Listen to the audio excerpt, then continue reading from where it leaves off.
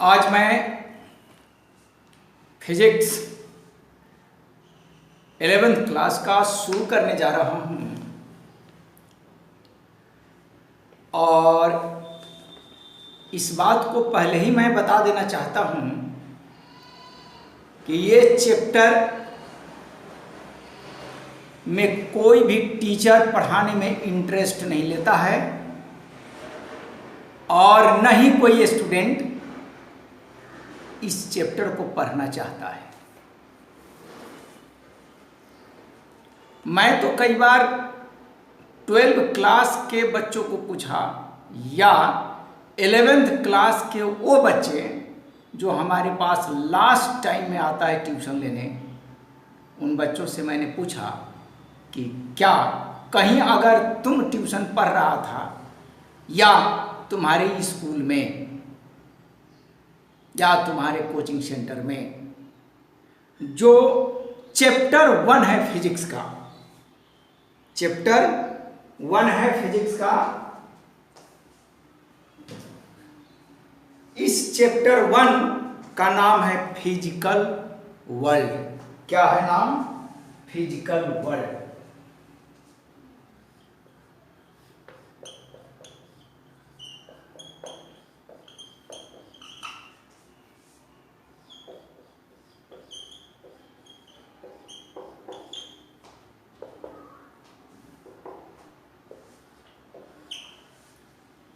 This is the name of this chapter. Chapter 1, class 11th. Chapter 1, class 11th. और chapter का नाम क्या है? Physical world. इस चैप्टर को न तो कोई स्टूडेंट पढ़ना चाहता है या बहुत बड़े बड़े जो कोचिंग सेंटर वाले हैं वो जानता है इस बात को, या बड़े बड़े जो टीचर है इस बात को जानता है कि अगर मैं इस चैप्टर की शुरुआत किया, इस चैप्टर को पढ़ाना शुरू किए तो स्टूडेंट पढ़ेगा नहीं, भाग जाएगा। चैप्टर 1 और चैप्टर 2, चैप्टर 2 आपका है यूनिट्स एंड मेजरमेंट। चैप्टर 2, ये तो चैप्टर 1 है, चैप्टर 2 का नाम है यूनिट्स एंड मेजरमेंट।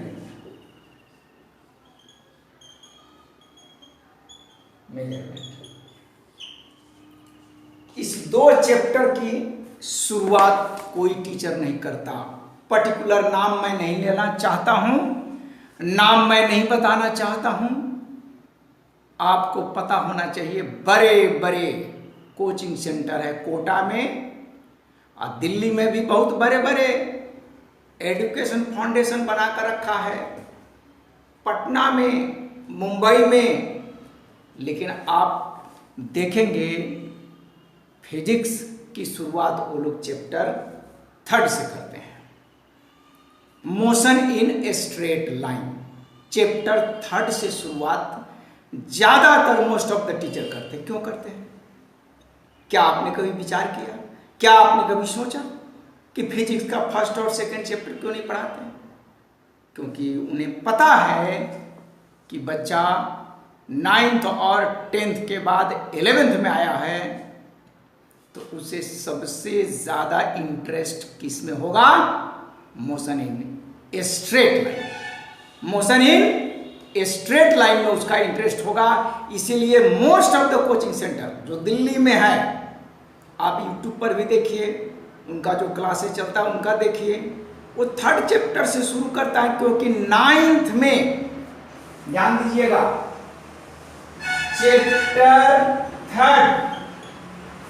चैप्टर 3 जो 11th क्लास के फिजिक्स में है, उस वही चैप्टर 9th क्लास के फिजिक्स का है,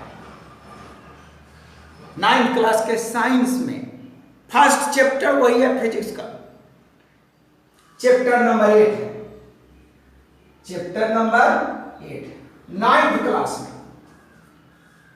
और इसलिए जब वो टीचर चैप्टर 3 शुरू करेगा फिजिक्स का तो बच्चा को इंटरेस्ट आएगा और वो पढ़ेगा और कहेगा वाह टीचर कितना सुंदर है, वंडरफुल, जो बात समझाया मुझे समझ में आ गया।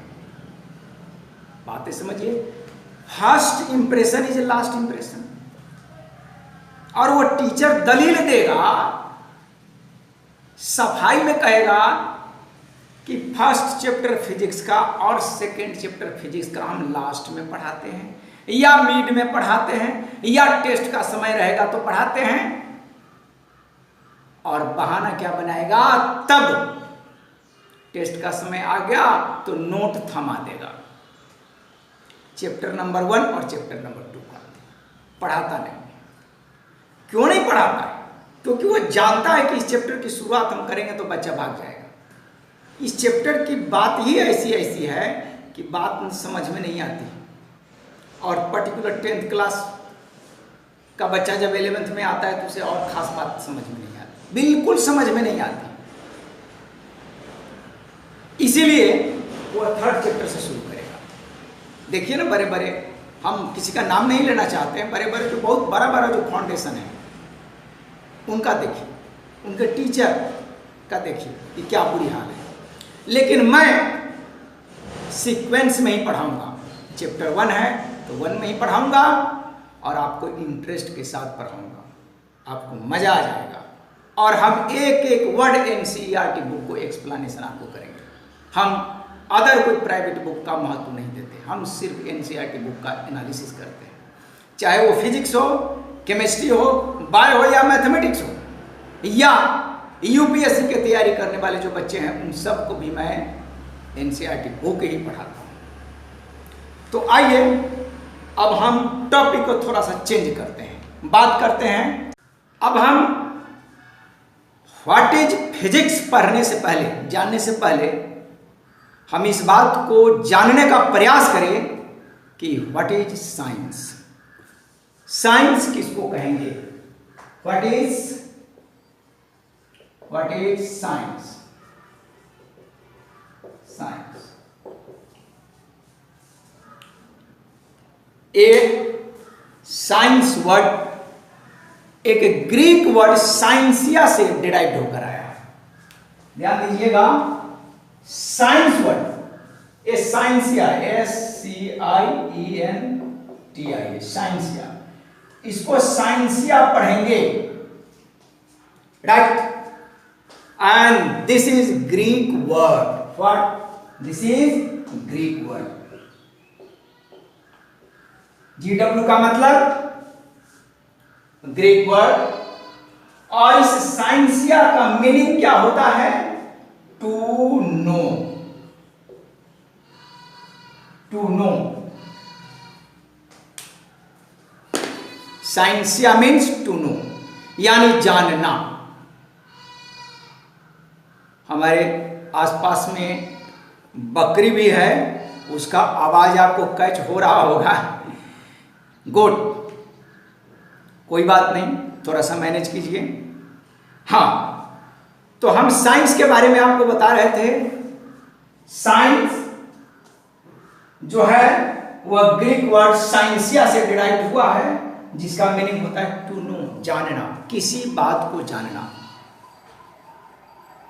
तो यहां हिस्ट्री की बात को भी जानना, सिविक्स की बात को भी जानना, और नेचर के सराउंडिंग जो हमारे फेनोमेनन होता है, रेनबो होता है, रेन ड्रॉप है, ट्विंकलिंग ऑफ ए स्टार है, जो नेचुरल फेनोमेना है, उसके बारे में भी जानना।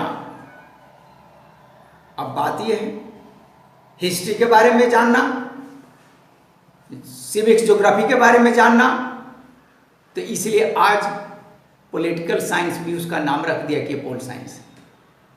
लेकिन साइंस का मतलब हम अभी नेचुरल साइंस की बात करेंगे, जो नेचुरल फेनोमेना को डिस्क्राइब करता है। Natural phenomena. अब नेचुरल फेनोमेना में क्या है? रेनबो होता है आकाश में, आपने 10th क्लास में पढ़ा है। This is natural phenomena. Gravitation, ये natural phenomena. Rain drop natural phenomena है। तो there are so many number of examples जो नेचुरल फेनोमेना को डिस्क्राइब करता है। उस नेचुरल फेनोमेनन को जानना ही साइंस है, ठीक, राइट। और ये साइंस हिस्टोरिकल बैकग्राउंड पर जब आप चलेंगे, हिस्टोरिकल बैकग्राउंड दरअसल जिस साइंस को आज हम पढ़ते हैं वह साइंस कहां से आया है? सबसे पहला साइंस ज्योतिष शास्त्र ही है। ज्योतिष, एस्ट्रोलॉजर लोग वही सबसे पहला नेचर के बारे में सोचना शुरू किया। और आज से 2500-3000 हजार साल पहले की बात कीजिए, हिस्ट्री में इजिप्ट एक कंट्री है, वहां पर बहुत सारे फिलोसफर लोग सबसे पहले नेचर को स्टडी करना शुरू किया। मेसोपोटामिया की सभ्यता आप पढ़ेंगे, मेसोपोटामिया सिविलाइजेशन, ठीक, बेबीलोनियन सिविलाइजेशन। तो सबसे पहले ज्योतिष शास्त्र ही विज्ञान है, और ज्योतिष शास्त्र से ही आपका ये फिजिक्स डिराइव हुआ है। और ये 15th-16th सेंचुरी से थोड़ा सा डेवलप किया, और आज मॉडर्न टाइम में इस साइंस को ब्रांच बना दिया। अब ब्रांच क्या है? फिजिक्स है, केमिस्ट्री है, बायो है, मैथमेटिक्स है। अब तो कंबाइंड हो गया बायोफिजिक्स, बायोकेमिस्ट्री। बायोकेमिस्ट्री, नोट कीजिए बात को, 12th क्लास में आपको पढ़ना है, बायो में भी पढ़ना है, बायो मॉलिक्यूल्स बायोलॉजी में पढ़ना है। केमिस्ट्री तो टूट ही गया, physical chemistry organic and inorganic chemistry में तोड़ दिया गया।